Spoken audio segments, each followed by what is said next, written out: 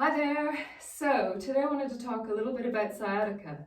It's a big buzzword and it is one that I try not to use with my patients, my clients very often, simply because it's a catch-all phrase and it kind of gives us free license just to treat it like every other person that comes in with the same problem. So sciatica, typically, if you have aches that go from your back or in your hips and it travels down the leg, then generally it gets called sciatica. Now, the reason why I don't like using these terms is because every person's different.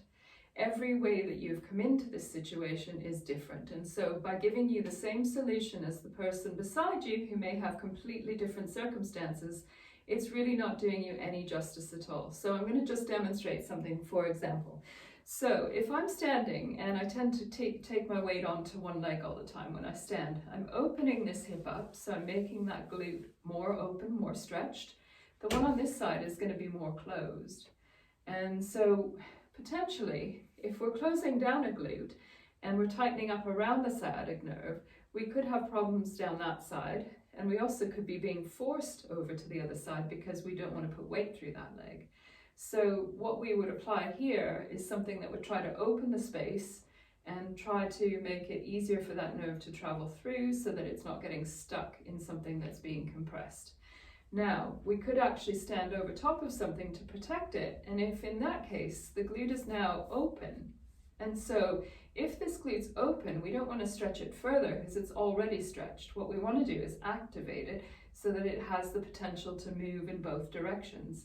And so you can see that although it's a similar muscle group and potentially the same sort of symptoms, either side of the body are doing really different things. And so we're loading this leg all the time by being on it. So we're standing over it to protect it, whereas on this side we were moving away from it. Here we want to try and open that space up so that we create more room for that nerve to run through. On this side, we've got something that's already open, but because we're standing on that leg, there's quite a lot of tension there. So ideally what we'd want to do is try to move you away from that leg a little bit. And so the exercises that we would give you in a movement assessment would be totally different for those cases. So it's really important to know where you are before you start trying to apply a fix. And if you're getting nowhere with your stretches and your exercises that you're doing, you may be getting a little bit of relief and then it comes back. You really need to go for a movement assessment so that somebody can tell you exactly where you are and what you need to get out of it.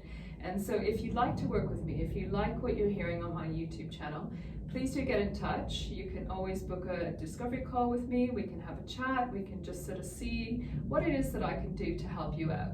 If you are enjoying the videos, do hit like, do subscribe, share with your friends, and tell me what you'd like to hear about next. So take care, guys.